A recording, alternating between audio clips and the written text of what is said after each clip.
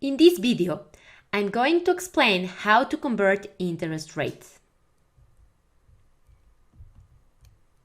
Imagine you just inherit from your grandfather, let's say 100,000. You are driving and suddenly you realize Yes Bank is offering an investment plan that pays 18% compounded monthly. Let's see how your account would look if you invest in this plan. Here is our timeline. In time 0, we have 100,000, and the bank is paying 18% for the total year, but we know it has to be broken into 12 small pieces because it's compounded monthly. Therefore, for the first month, you're gonna be making 18 divided by 12, 1.5%, which is the monthly rate. Therefore, after 1 month, you're gonna have 101.5.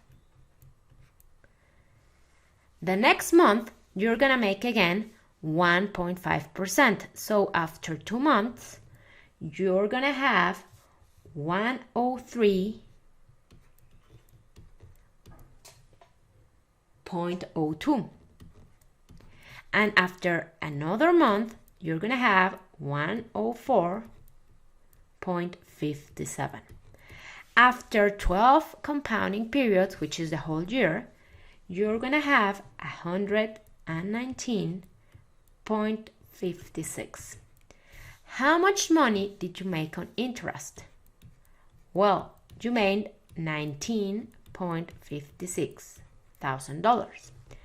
Divided by the original amount, that means you are really getting 19.56%. But wait, why does this happen? The advertisement stated 18, and the real rate you're getting is 19.56. This is because we have different types of interest rates. The annual percentage rate, or APR, sometimes known as nominal rate, is the annual rate quoted in all loans, so it's only used for a matter of communication. In the example, it was the 18% we see announced by the bank. The periodic rate is what is really charged in every period. In this case, we have 12 periods because it was compounded monthly. It is what corresponds to each of those 12 small pieces. In this case, our monthly rate was 18% divided by 12, 1.5% every month. Effective annual rate, or EAR, is the actual rate received or paid after accounting for compounding that occurs during the year. It considers interest over interest. So if we start here in time 0, and then every month the amount compounds and compounds, considering interest over interest, by the end of the year, at the 12th month, we are going to have all the interest.